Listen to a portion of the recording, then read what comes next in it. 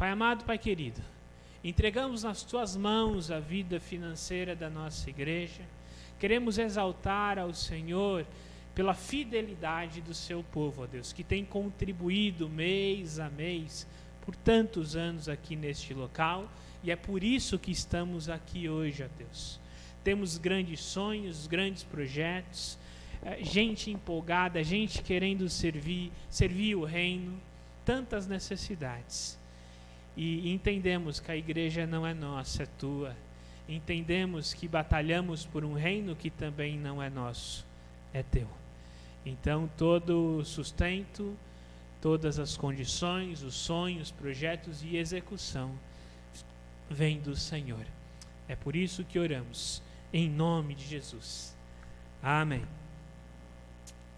Amém. Agora eu quero convidar você a abrir em 1 Coríntios. Deixa lá aberto. Tá? Eu tenho agora um grande desafio. Um desafio enorme em minhas mãos. No início eu li a introdução de 1 Coríntios, porque é mais ou menos um resumo da carta inteira. Tá? Nós vamos começar agora 2022, uma série de pregações em 1 Coríntios. Tá? E essa série, a primeira carta de Coríntios, eu dei o tema de a maturidade espiritual da Igreja de Cristo. Esse é o assunto de 1 Coríntios. Não é? É a maturidade da igreja. A igreja de Corinto é uma igreja imatura, dividida, uma igreja cheia de problemas. E graças a Deus por isso. Esses problemas levam Paulo a corrigi-la. E hoje temos uma carta como essa para aprendermos como amadurecer. E o meu desafio nesse primeiro domingo, nessa primeira mensagem, é um desafio muito grande, porque eu vou passar pela carta inteira de Coríntios. A gente vai ter uma ideia geral dessa carta. E a partir de domingo que vem, eu fiz isso com Colossenses, foi fácil, né? Porque Colossenses tem 3, 4 capítulos, né? Você tirou a introdução e a conclusão, que é o abraço para todo mundo lá da igreja, é tranquilo. Agora, Coríntios tem 15 capítulos, 16 capítulos. Então, você está preocupado com o almoço, ore a Deus, para Deus ter misericórdia de você e de mim. Tá? Mas o nosso desafio é grande e eu optei por fazer isso porque muitas vezes a gente olha para o detalhe do texto, né? Aí nós que somos batistas, né? Já fomos chamados do povo do livro, né? A Bíblia de batistas tinha até um cheiro de sovaco, né? Porque ele ficava ali embaixo do braço o tempo todo, ia para lá e para cá no sol. Agora não, a gente tem celular e aí ficou mais fácil, graças a Deus por isso, né? Mas é o povo da Bíblia, é o povo que ama a Escritura e graças a Deus por isso. Agora, às vezes a gente olha tanto no detalhe do texto, né? O versículo, o verbo, o uso e tantas coisas que nós muitas vezes nos esquecemos que a parte que nós pregamos, ela faz parte de um todo. E Paulo, ele argumenta com raciocínio lógico. Hoje o nosso objetivo é entender a razão dessa carta, o que envolvia os coríntios e olhar para essa carta de uma forma geral. E aí, a partir de domingo que vem, nós vamos olhando detalhes, parágrafo a parágrafo dessa carta. Então, se você veio nos visitar hoje, né, e falar assim, eu quero ver essa série até o final, você deve ficar com a gente mais ou menos 1 ano e meio ou 2, tá? Já pode fazer até classe de novos membros, né? Mas a gente vai caminhando aí nessa trajetória, tá bom? Então a carta de Coríntios, ela leva esse nome porque ela foi escrita aos Coríntios, uma cidade na região da Caia, na Grécia. Ela não é a primeira carta aos Coríntios, provavelmente ela é a segunda ou terceira, quarta, quinta, não sei, mas no mínimo uma carta é mencionada em 1 Coríntios, em 5:9, que Paulo já havia mandado uma carta anterior que nós nunca encontramos. como Deus é um Deus soberano e a sua palavra não se perde, entendemos que era uma carta não inspirada por Deus. Então, ainda que 1 Coríntios não seja a primeira carta, ela é conhecida como a primeira epístola de Paulo aos Coríntios, ou pelo menos a primeira epístola inspirada por Deus, vinda de Paulo. Tá?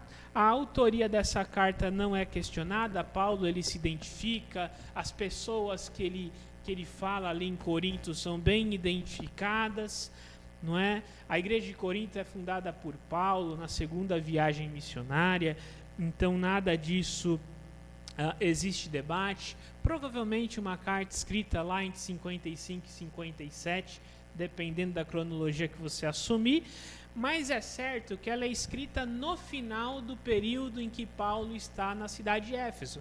Paulo ficou 1 ano e meio em Corinto, depois segue adiante, fica 3 anos em Éfeso, e lá no final desse 3º ano, ele escreve essa carta. O que acontecia nessa cidade que torna essa carta tão relevante? Tá? Na época de Paulo, Corinto não perderia para nenhuma metrópole nossa, hoje. Tá? Era bem menor, naturalmente, né? Estimativas entre 100 mil e 700 mil habitantes, então isso é uma cidade do interior aqui no Brasil, né? Mas essa cidade de Corinto, para o padrão da época, era uma cidade muito grande, comércio intenso, tá? O comércio era uma marca, ela tinha 2 portos importantes para o Império Romano, tá? Tinha diversidade internacional, então a gente tinha lá grego, a gente tinha judeu, a gente tinha orientais diversos ali, a gente tinha vários grupos diferentes, grupos culturais diferentes, mas a característica que mais destaca dessa cidade, que é importante para nós, é que a depravação era generalizada. Um comediante grego, tá? Não está falando de gente séria, gente que faz piada, não é?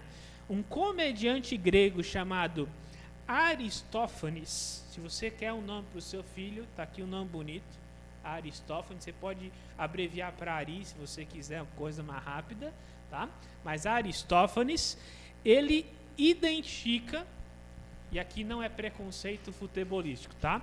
Mas ele identifica o ser corintiano com viver uma vida desregrada. Tá? Eu acho que isso aqui é uma realidade, não é? O corintiano é meio esquisito, não é? Mas aqui ele usa a palavra coríntio, o habitante de Corinto, ele era um sinônimo de alguém imoral.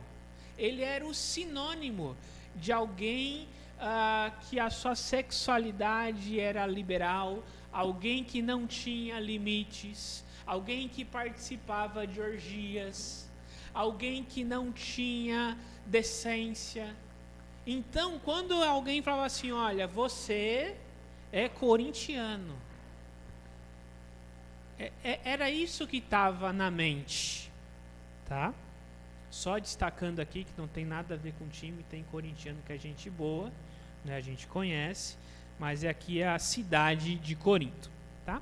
Era uma cidade com histórico de grandes invasões, tá? Ela sempre era invadida por algum grupo, e ali Roma liberta Corinto. Ela tinha alguns privilégios de imposto, então ela era muito alinhada ao Império Romano, tá? E diante de muitas batalhas, 2 templos sobrevivem em Corinto. Corinto, ali na Grécia. Então, os deuses gregos fazem parte da cultura de Corinto, ali perto de Atenas. Tá?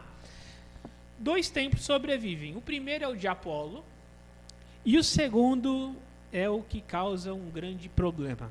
É o templo de Afrodite, ficava no ponto mais alto. E esse templo contava com 1000 prostitutas cultuais. Se você gosta de cultura grega, você vai lembrar que Afrodite é a deusa da sexualidade e do erotismo.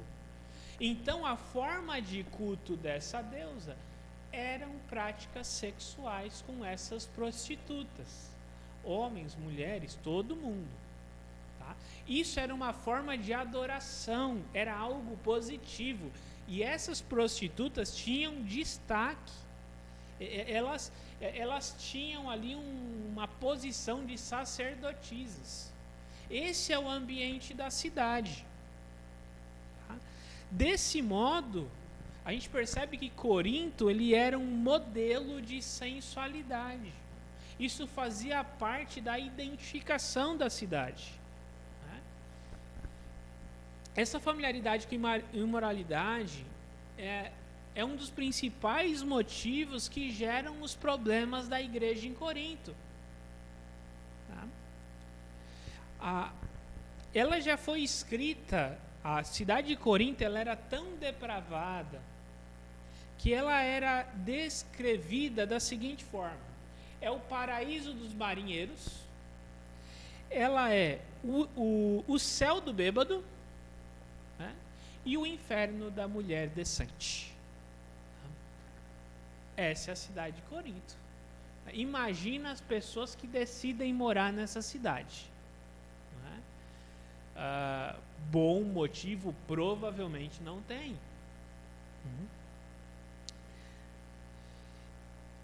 E é por isso que a gente vê esses problemas. E agora a gente começa a entender, né? Eu pego uma cidade, uma metrópole, comércio intenso, sexualidade livre, depravação na cultura, e ali começa a igreja de Jesus Cristo. Mas a igreja de Jesus Cristo ali é formada por pessoas que estão nesse ambiente. Como que aconteceu esse processo aí para a gente entender um pouquinho, né? Paulo chega em Coríntios 51, provavelmente ele não teve muito resultado anterior, porque a gente não sabe de nenhuma igreja fundada em Atenas. A gente sabe que Paulo vai lá no espaço aberto, fala do Deus desconhecido em Atenas, fala do Evangelho, mas a princípio não houve sucesso. Ele fica 1 ano e meio em Corinto, na casa de um casal judeu, Áquila e Priscila, que também são fazedores de tenda, assim como Paulo. Algum tempo depois chega Timóteo e Silas com uma oferta que vem da Macedônia, talvez ali a região de Filipos, tá? O que possibilita Paulo a se dedicar em tempo integral a esse ministério e não precisar fazer tendas. Depois de um contato inicial na sinagoga, ele sofre perseguição indo até o tribunal romano. Os judeus levam ele a Roma, mas os romanos não levam os judeus a sério e falam assim: olha, esse tal Messias, ele vem do judaísmo, então ele é um problema de vocês. O Império Romano não vai se envolver nisso, é um problema dos judeus que têm alguns benefícios romanos. Isso permitiu que a igreja, por algumas décadas, tivesse tranquilidade. Não havia essa perseguição externa dos romanos, né? Após finalizar a igreja ali em Corinto, Paulo com Priscila e Áquila saem de Corinto, permanecem em Éfeso. Priscila e Áquila ficam em Éfeso e Paulo vai para a Judéia.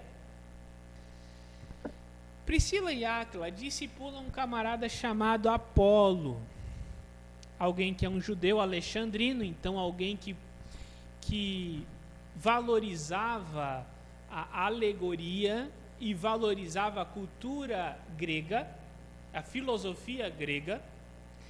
E esse Apolo, depois desse contato e conversão com Áquila e Priscila, ele chega em Corinto. Se você já está familiarizado com a igreja de Corinto, então você sabe que uns são de Paulo, outros são de Apolo. Apolo, um excelente orador, agora convertido e com tendências à filosofia grega, encanta os coríntios imaturos. E eles valorizam essa pessoalidade e essa filosofia, de modo que a igreja se divide não só em dois. Na verdade, alguns dizem que podem ter 4 facções.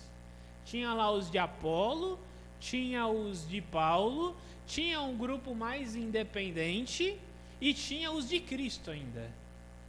Aí você fala assim, gente, A igreja tinha 2, 3 anos de vida, já era uma igreja dividida em várias partes. Por quê? Por causa da imaturidade dessa igreja, de valorizar pessoas e não o evangelho. E a chegada de Apolo ali, ela aumenta. Então, quais serão as características que a gente vê nessa igreja? Um amor pela sabedoria mundana, um grupo de judaizantes, tá? Esse pano de fundo imoral que muitos ainda tinham na igreja, é o ambiente perfeito para uma igreja que não tem maturidade espiritual, não tem pureza e ainda nega a ressurreição de Cristo, por conta dessa cultura judaica. Desculpa, essa cultura grega, né? Como que essa carta ela se estrutura? Do capítulo 1 ao capítulo 6, alguém da casa de Cloé, ninguém sabe exatamente quem é essa tal de Cloé, mas era alguém relevante na igreja, porque Paulo menciona pelo nome, não é? Denunciam a divisão e essa desordem moral que prevalecia na igreja. Então, do capítulo 1 até o capítulo 4, Paulo vai tratar da divisão. 5 e 6, ele vai falar lá no capítulo 5 do camarada que tinha relação com a madrasta e a igreja não fazia nada. Então, a gente vê essa confusão moral na igreja. Do capítulo 7 ao 14, a gente vê uma expressão, a expressão peride, que é traduzida por a respeito de. Então Paulo começa a lidar com problemas, né? Quem sabe Paulo foi lá no Instagram dele, abriu caixinha de pergunta para a igreja de Corinto e falou assim: olha, pergunta aí, o que tem dúvida? Com essas perguntas, Paulo fala assim: ó, a respeito disso, casamento, a vida cotidiana, comer carne, a questão dos ídolos. E aí Paulo vai tirando essa série de dúvidas, e o capítulo 15 parece ser isolado de tudo. É o único capítulo de 1 Coríntios que é realmente um capítulo teológico, doutrinário, né? Todos os outros são bem práticos. Paulo usa a teologia, usa a doutrina para lidar com problemas. Olha, vocês têm que focar em Cristo, Cristo é isso, o Evangelho é isso. Por quê? Porque vocês estão divididos. Então vamos nos unir. No capítulo 15 ele vai falar da ressurreição, da verdade da ressurreição, porque era um problema filosófico da igreja em Corinto. A filosofia grega não aceitava a ressurreição física como algo positivo, tá? E vai falar também da esperança escatológica da volta de Cristo Jesus. E depois no capítulo 16 só algumas despedidas, né? Encontrar um propósito para essa carta é um desafio razoavelmente grande, mas é importante a gente ter isso para entender qual que é a intenção de Paulo ao escrever essa carta. Ele lida com vários problemas de uma igreja imatura, tá? E ele começa a corrigir esses problemas a partir da doutrina e as implicações práticas, porque a preocupação de Paulo é a maturidade da igreja. A igreja precisa amadurecer. A igreja de Corinto é uma igreja imatura que precisa se desenvolver. Ela tem vários problemas que precisam ser corrigidos. É por isso que a gente tem uma pérola, como a gente tem a carta de 1 Coríntios. Graças a Deus que Corinto era uma igreja que eu não queria ser o pastor de lá. Eu não queria. Mas graças a Deus por ela, porque hoje nós podemos pegar todos esses problemas, não é? É mais fácil aprender com o erro dos outros do que com o nosso, concorda? Então a gente olha para essa carta, o foco dessa carta é o viver como igreja. O que é ser uma igreja? Né? O que é ser uma igreja madura que caminha na direção do Evangelho? Essa era uma igreja tão difícil que até depois dessa carta Paulo tem que mandar a segunda carta, porque eles ainda teimaram com algumas coisas, né? Ainda assim, e era Paulo, né? E era Paulo. Então o principal propósito é desenvolver um comportamento maduro nos crentes e na igreja. É por isso que do capítulo 1, do verso 1 até o verso 9, que a gente leu do 4 ao 9, Paulo inicia já identificando quem são os leitores e mostra a sua relação com eles. E é interessante perceber que, diferente de outras cartas, Paulo não agradece a Deus pela vida dos coríntios. Ele agradece a Deus pela obra de Deus na vida dos coríntios. Se a gente pegar, por exemplo, a carta de 1 Tessalonicenses, Paulo começa: dou graças a Deus porque vocês têm propagado o evangelho, porque vocês têm vivido assim. Em Coríntios, ele fala assim: graças a Deus porque Deus teve misericórdia de vocês. Não é? Isso já indica que a situação da igreja não era uma situação boa. Não é? Depois Paulo já destaca no versículo 7 a questão dos dons e a expectativa da volta de Cristo. Então Paulo já introduz aqui os principais problemas dessa igreja. O uso de dons estava equivocado, não é? E a expectativa da volta faltava. E no versículo 8 ele já evidencia a necessidade de lidar com a maturidade espiritual dessa igreja. O primeiro princípio que essa carta traz, ele vem de um trecho bem longo. Não se preocupe, a gente não vai ler a carta inteira, a gente vai passar por ela hoje. Ler no detalhe a gente vai começar a partir de domingo que vem, tá? Mas o primeiro princípio é que a maturidade espiritual ela é expressa pela unidade da igreja. Paulo, do capítulo 1, verso 10, até o capítulo 4, versículo 21, ele vai lidar nesses 4 capítulos apenas o seguinte: olha, uma igreja madura é uma igreja unida e não uma igreja dividida. Se você é batista há bastante tempo, você vai saber como isso é difícil. Já viu igreja dividir por causa de cor de parede? Eu já ouvi falar de igreja que rachou porque na assembleia não conseguiram decidir a cor da parede. Por isso é que vamos deixar tudo branco, né? Deixa o jeito que está, é o proprietário. Se alguém reclamar, a gente põe a culpa no proprietário, não divide igreja. Não é? Mas uma igreja imatura, ela causa divisão. E não é difícil causar divisão, é o natural. Por quê? Quando eu olho aqui, chega no final do culto, se 3 irmãos chegam para mim e falam assim: nossa, pastor, que bênção, a palavra de Deus falou comigo. Eu falo assim: então foi Deus. Por quê? A gente tem grupo aqui, mesmo numa igreja pequena como a nossa, um grupo muito diverso. Eu tenho gente que é funcionário, eu tenho gente que é empresário, eu tenho gente que é autônomo. Talvez o mais comum aqui na igreja é gente que trabalha em escola. Mais ou menos metade da igreja é coordenador, professor, alguma coisa de escola. Mas de resto, a gente tem gente mais idoso, gente mais novo. Né? Tem gente que acha que a gente tinha que ir numa direção, outra pessoa acha que tem que ir na outra. E o natural é eu dividir, é eu discordar, eu promover esse tipo de dificuldade. Isso é o natural. Por que a maturidade espiritual ela está na unidade? Porque a unidade não é natural. A unidade na diversidade ela é sobrenatural. As divisões na igreja de Corinto, ele vai começar do 1:10 até o capítulo 3, versículo 4, mostrar que as divisões da igreja de Corinto é uma percepção errada do evangelho. E aqui eu vou dar só uma pincelada. Se você quiser saber mais sobre isso, você vai ter que voltar e acompanhar a exposição, tá? Mas assim, de modo geral, o que acontecia? Os coríntios não entenderam o evangelho. Eles estavam olhando para o mundo, eles estavam olhando para si.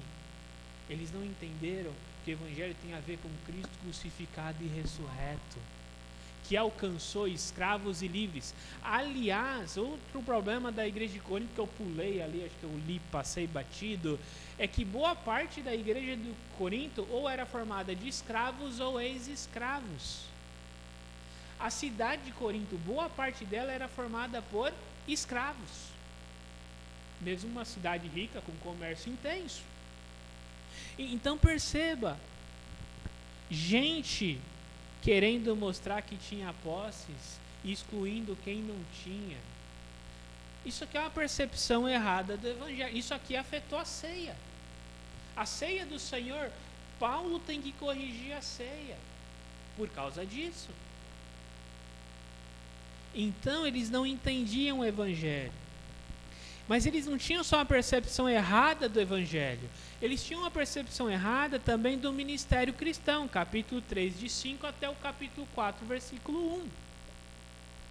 Eles entendiam que os dons e as habilidades e a posição não serviam para eu servir a igreja, mas eles usavam isso para uma autopromoção. Você já viu gente na igreja brigando por cargos só para falar que é o fulano de tal área? Quando uma igreja é madura, eu entendo, né, que eu posso até ser chamado pastor presidente da igreja, mas eu não sou o presidente, né, porque sou bom. Não sou aqui porque eu estou aqui para servir a igreja inteira. Eu estou aqui tocando, né, eu estou cantando, mas não é porque a minha voz é mais bonita do que a do fulano, né? Pergunta, pastor, por que você não toca violão e canta, né? É misericórdia de Deus com vocês, não é? Não é a minha habilidade, mas ainda que eu viesse aqui à frente e o fizesse, eu não devo fazê-lo porque eu tenho talento ou para me promover de alguma forma, mas eu faço isso porque eu estou servindo a igreja. E eu posso servir cantando aqui na frente, eu posso servir trocando lixo no final do culto na escala, lá que a Elionai e o Igor estão fazendo. E que praticamente todo mundo da igreja tem se envolvido. O que é mais importante? Não tem o mais importante, são formas distintas de servir a Cristo. Porque o ministério cristão tem a ver com servir e não com se promover. Então a gente precisa ter essa consciência de que o ministério ele está aí para nós servirmos. Esse era um grande problema. Então Paulo ele lida, olha, vocês precisam expressar a unidade. Para expressar a unidade sobrenatural da igreja só tem um jeito. Vocês precisam entender o que é o evangelho e entender o serviço cristão.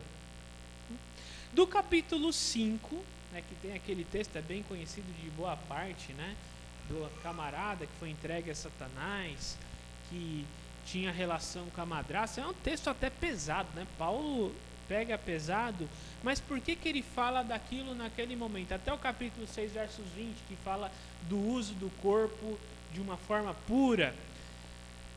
A maturidade espiritual ela é expressa pela unidade e pureza do corpo. E aqui não é do corpo físico apenas, mas do corpo de Cristo. É por isso que aquele camarada ele é disciplinado. Ele precisava ser disciplinado, porque a pureza da igreja precisa continuar. E é uma expressão de maturidade. É uma expressão de maturidade. E aqui existe um desafio para Paulo. A imoralidade entre os membros da igreja devia ser disciplinada para que essa possa recuperar pureza e maturidade. Qual que era o problema aqui? A igreja estava numa cidade imoral. De repente ele olhava para fora e falava assim, olha, tudo bem, eu estou tendo relação antes do casamento, mas quando eu olho para o templo de Afrodite, ali tem orgia. A orgia é pior do que o que eu estou fazendo. Então o que eu estou fazendo até passa. Não. Mais do que isso, a cultura grega entendia que o que você faz com o seu corpo não afeta a sua relação com Deus ou o espiritual. São coisas diferentes. O corpo é uma coisa e o espírito é outra. O que Paulo precisa corrigir aqui é o seguinte: sim, o que eu faço com o meu corpo afeta não só a minha vida com Deus, mas afeta a igreja de Jesus Cristo. Por quê? Porque eu sou parte do corpo de Cristo. E é por isso que precisa ser corrigido. Os processos de crente contra crente em Corinto precisavam cessar, porque destroem a igreja e o testemunho na comunidade. Eles tinham problemas para resolver. E Paulo, ele usa de muita ironia. Já que os coríntios se achavam muito filosóficos, ele fala assim: olha, será que não tem gente sábia entre vocês para resolver as divergências? Né?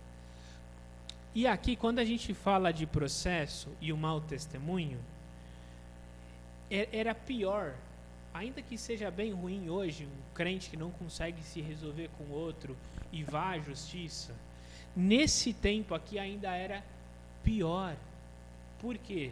Os processos, eles eram decididos pelos pretores, em praça pública. Então, na praça pública, a cidade se reunia, os pretores julgavam. De um lado, eles se defendiam e se atacavam, e era um negócio público. Então o que Paulo está falando? Olha, a gente precisa resolver esses conflitos aqui dentro e não levar para fora, porque isso mancha a imagem da igreja de Jesus Cristo, que precisa ser unida na pessoa bendita de Jesus Cristo. Isso precisa ser corrigido. A atitude irresponsável dos coríntios para o uso do corpo deve ser alterada, para que seja alcançada a maturidade espiritual. Capítulo 6 vai falar do uso do corpo como uma expressão espiritual do relacionamento com Deus. A forma como eu uso o meu corpo, a minha sexualidade especial, ela reflete a minha maturidade espiritual. Um jovem, um adolescente, alguém que namora, vai deixar de ter relação sexual aí com um namorado ou namorada, não é porque a igreja proíbe ou porque o pastor fala que não deve. Não é porque você vai dizer que o sexo não é bom. Né? Ele sabe que é. Mas ele vai deixar de fazer isso na medida em que ele entende o papel espiritual do seu corpo e como isso reflete na espiritualidade dele com Deus e a vida dele com a igreja. E quando um jovem compreende isso, ele demonstra essa maturidade espiritual que os crentes em Corinto não tinham. A maturidade espiritual, ela também busca o bem comum, capítulo 7, 1 até o capítulo 14. Aqui Paulo lida com o problema de comer carne sacrificada. Olha, tudo é de Deus, mas se isso causar escândalo, evita. Se isso causar mau testemunho, evita. Se você tem um fraco na fé, evita. Até um texto que eu gosto que diz: olha, você que é forte na fé e come carne, beleza. Agora, se tem um fraco que não come carne, né, então por isso que eu gosto de churrasco. Churrasco é coisa de gente que é forte na fé. Quem come só salada é fraco na fé. Não foi eu quem disse, foi Paulo, está lá no capítulo 7. Amém? Né? Então, se o comer carne é o problema, a gente não almoça, não almoça na casa do irmão, não tem problema, mas a gente come salada, não tem problema, tá bom?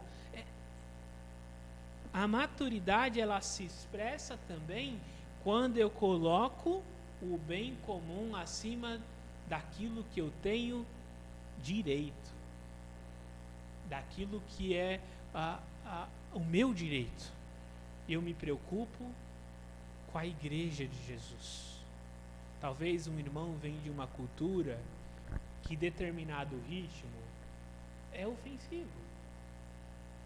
Como igreja, ainda que eu pudesse tocar esse ritmo, talvez eu vou dizer lá, vou chamar a Ana, vou chamar o pessoal do louvor e falar assim: gente, vamos evitar esse ritmo, porque de repente o irmão ele veio lá de um clima de samba, ou algum ritmo que a gente tocar aqui, que não toca samba, né? É um exemplo que eu estou pensando aqui.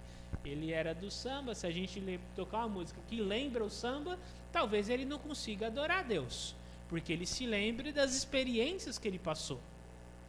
Agora, eu vou chegar para ele precisa amadurecer? Precisa. A gente vai trabalhar pela maturidade dele. Mas, enquanto isso, como igreja, eu vou buscar o bem comum. Olha, vamos dar uns anos para ele amadurecer, passar esse processo, e vamos evitar essa música? Ok, vamos seguir. Percebe? Se eu tiver alguém que de repente se converteu vindo do judaísmo e falar assim, olha, eu não consigo comer carne de porco, para mim eu me sinto mal. Aí eu chamo ele para almoçar em casa, eu vou fazer carne de porco? Não tem necessidade. Não tem necessidade. Eu evito, ainda que seja um direito, eu evito pelo bem comum. E aqui Paulo trata questões acerca do casamento, de forma madura, entre crente e não crente, como lidar com isso, né? No capítulo 7. No capítulo 8 ele fala da questão da liberdade exercida de forma madura. A liberdade madura eu não imponho às pessoas, eu abro mão de forma madura, muitas vezes, da minha liberdade em prol dos outros. Do capítulo 12 até o capítulo 14, ele fala que a maturidade espiritual na atividade religiosa não é demonstrada por autopromoção, mas por meio da submissão. Então aqui está a questão relacionada às mulheres, ao uso dos dons, né? E o que permeia, o que destaca esse trecho aqui é o capítulo 12, né? Que fala do amor. Então, tudo isso, a maturidade espiritual, ela me lembra de que eu não busco a minha promoção na igreja. Mas é justamente na submissão à tradição apostólica que é revelada, é que eu demonstro essa maturidade. E já estamos caminhando para o final, eu sei que você já está começando a pensar no frango, né, da hora do almoço, mas eu falei que o desafio era grande, então vamos aguentar um pouquinho, né? A maturidade espiritual, ela se concentra na vida ressurreta e não na terrena. É assim que Paulo encerra a carta. Capítulo 15, até o versículo 58. A fidelidade, a realidade da ressurreição é essencial para manter a fé cristã. Sem a ressurreição de Cristo, Paulo diz aqui, né? Somos os mais miseráveis dos homens e a nossa esperança é vã. A fidelidade à realidade da ressurreição é essencial para manter a nossa esperança viva e símbolo e demonstração de uma vida cristã autêntica. Se eu não creio na ressurreição, eu não tenho a fé cristã firme. Eu não tenho esperança. Eu não tenho maturidade espiritual. E depois no capítulo 16, a maturidade espiritual busca o benefício das outras pessoas. Então Paulo chama os coríntios, que era uma igreja difícil. Imagina só, você vai corrigir um problema de uma igreja problemática. No final da carta, o que Paulo faz?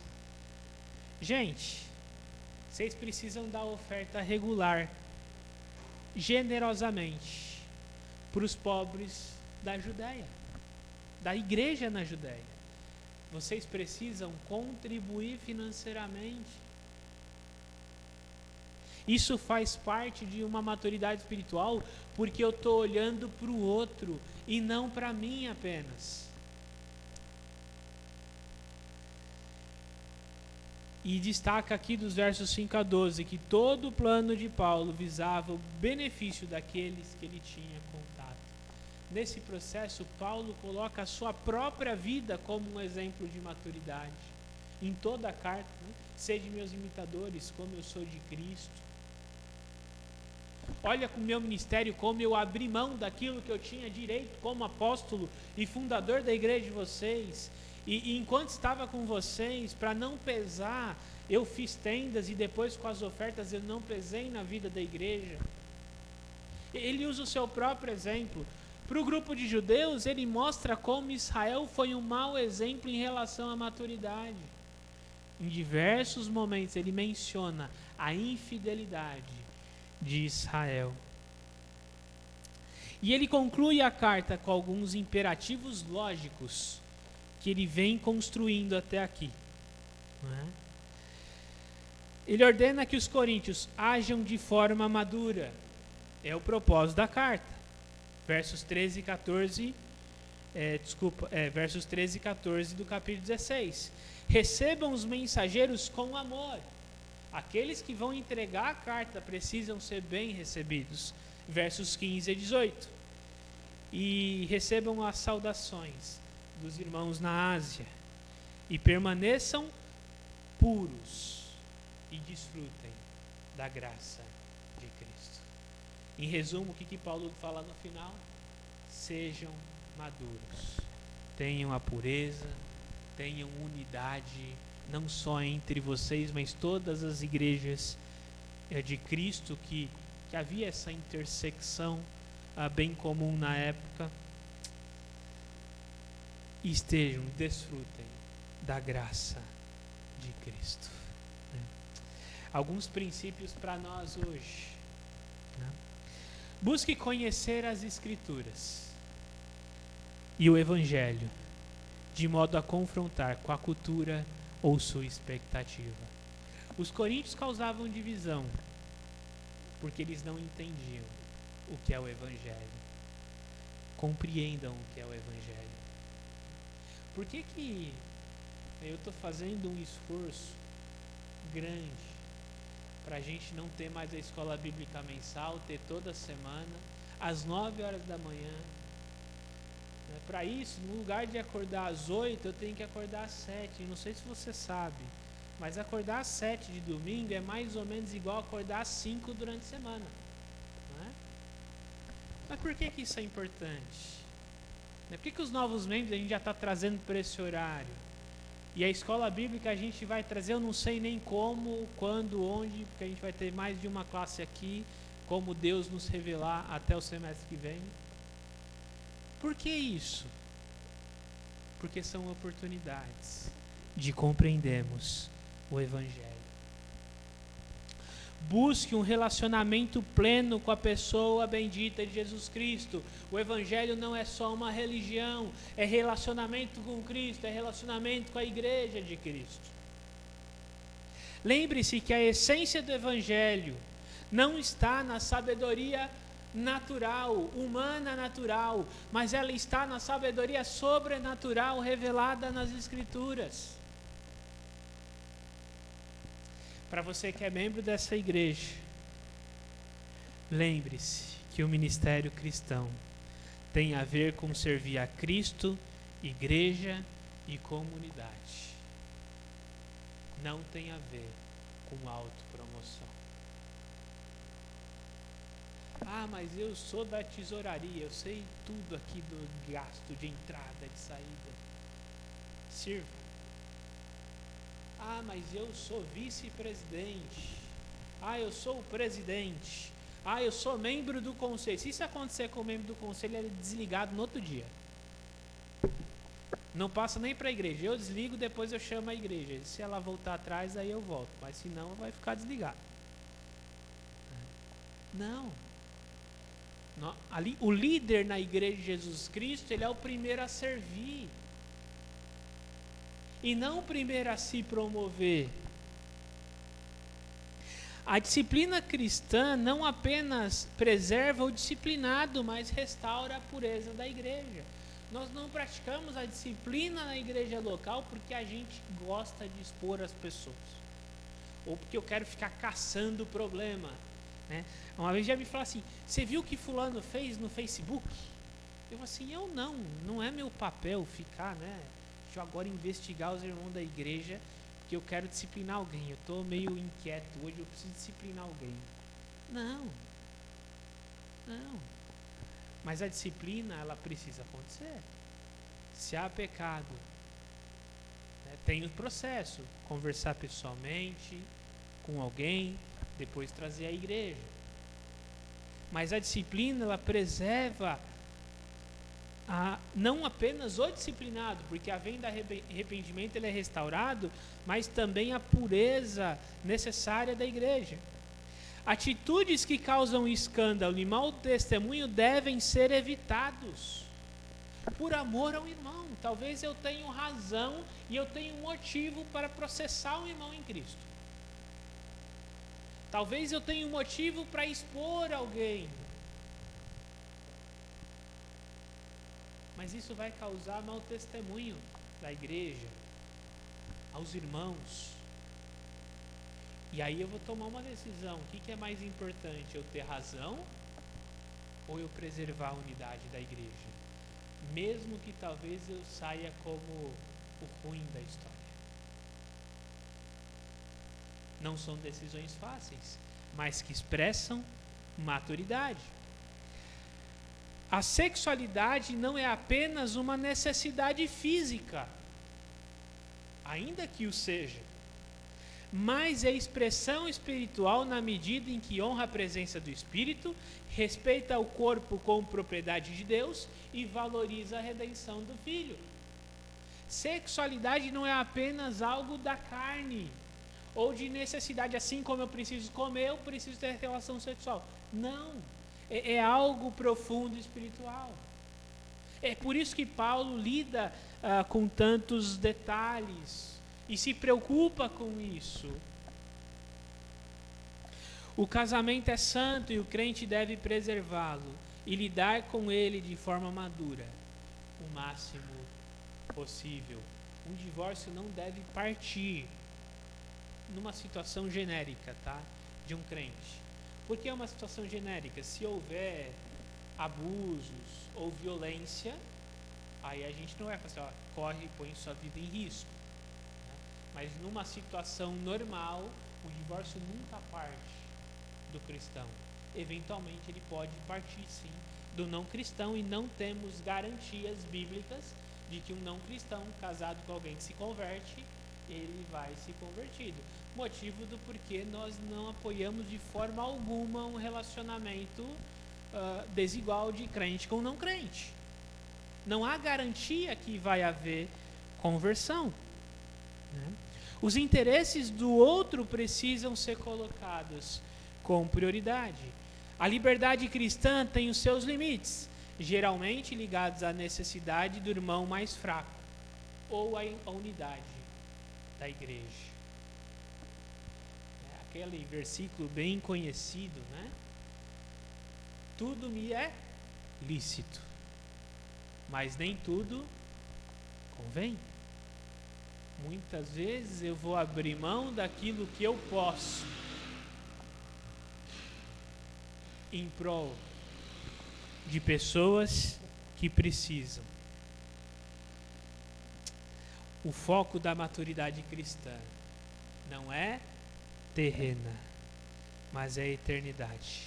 É a expectativa da ressurreição, mas não é uma ressurreição comum.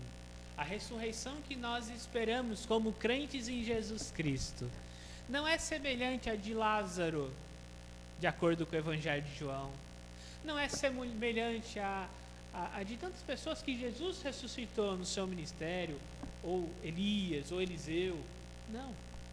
É uma ressurreição semelhante à ressurreição de Cristo, com o corpo glorificado. E Jesus demonstrou limitações com o corpo glorificado que não existem em comparação com o nosso. Está todo mundo numa sala fechada, Jesus aparece no meio de todo mundo, né? E eu acho que Jesus era um camarada muito bacana, viu? Imagine, ele entra no meio de todo mundo e fala o quê? A paz seja convosco. 3 discípulos infartaram na hora. Todo mundo apavorado, a paz seja convosco. Quais são os limites desse corpo glorificado? Eu não sei. Mas de uma coisa eu tenho certeza. Não é como esse corpo caído. Quem sabe a gente já não ganha um corpo em forma, né? Sem precisar não comer ou fazer exercício. Olha que bênção. Né? Bom, não sei como é, não custa nada especular, né? Mas uma certeza nós temos. Essa ressurreição não é simplesmente o nosso corpo ressuscitado, mas é uma ressurreição semelhante à de Cristo. Os dons espirituais, eles devem servir a igreja, não promover o servo. Nós precisamos olhar sempre para o outro, sejam pessoas, igrejas ou ministérios. E finalmente, precisamos amadurecer espiritualmente, receber as pessoas em amor e manter a pureza do corpo. Como eu sei que você memorizou tudo que eu falei nesses breves minutos, saindo daqui você vai lembrar dos 4 pontos de Coríntios, né? Você vai lembrar de todas as aplicações, eu sei, tá? Mas se você está anotando e você acha que não vai lembrar mais nada, eu quero que você se lembre disso aqui. Qual é a grande lição de Coríntios? A verdadeira maturidade espiritual na vida de uma igreja desenvolve relacionamentos sobre o amor, relacionamentos de amor sob o poder libertador e a graça unificadora de Cristo. A verdadeira maturidade espiritual na vida da igreja. Tá? Então eu sou maduro espiritual como pessoa e posso participar de uma igreja imatura. Mas quando a igreja inteira, como o corpo de Cristo, amadurece, ela desenvolve relacionamentos de amor sob o poder libertador e a graça unificadora de Cristo. Então perceba, a marca da maturidade de uma igreja é a unidade no meio da diversidade. E essa unidade, ela se expressa de várias formas. Nos ministérios, ela se expressa no dia a dia, ela se expressa em olhar o outro, como a gente viu em toda a carta de Coríntios. E para finalizar, eu quero deixar 2 desafios para você durante essa semana. Tá? Primeiro, ore a Deus para te dar sabedoria de como manter a unidade e a pureza da igreja. Como você, como participante da igreja aqui, Igreja Batista Nova Esperança, como você pode colaborar com a unidade e a pureza dessa comunidade, dessa igreja, que é parte do corpo de Cristo? Ore a Deus que Ele te dê graça, te dê sabedoria, porque manter a unidade e a pureza não é algo natural, é sobrenatural. E o segundo, desenvolva relacionamentos sobrenaturais, baseados na graça do Evangelho e não em interesses comuns. E interessante, né? Justo hoje, a gente vem com um monte de gente diferente aqui na igreja. Né? Quantas crianças? Né? O que eu tenho em comum, por exemplo, lá com o filho do Jefferson, o Heitor? Que conversa eu vou ter com o Heitor? Né? Talvez eu vou ter que chamar ele para jogar pimbolim, né? Porque senão ele corre atrás lá da perna do Jefferson. Né? Não sei. Mas ele é participante dessa igreja, a gente tem que ter comunhão com ele. Não só as crianças, nós adultos. Né? Do outro lado, a gente tem gente já mais velho. Né? Que talvez eu não tenha tantos assuntos em comum, mas é meu irmão em Cristo. A gente vê, às vezes, alguns aí da área de engenharia já fica conversando aí de cálculo, né? Já fica falando de estrutura, Eu gosto desses irmãos porque a gente ajuda aqui na igreja, né? Fala, tá faltando isso, essa água vem da onde, né? Eles ajudam. Mas esse irmão aí que estudou, às vezes tem mestrado, doutorado em engenharia, ele vai conversar com aquele outro irmão que não teve a oportunidade, muitas vezes na vida, de terminar a 5ª série. E eles vão desfrutar de uma verdadeira comunhão. Então esse segundo desafio não é nem lição de casa, é lição de agora. Busque pessoas que você não tem afinidade. E lembre-se que o relacionamento em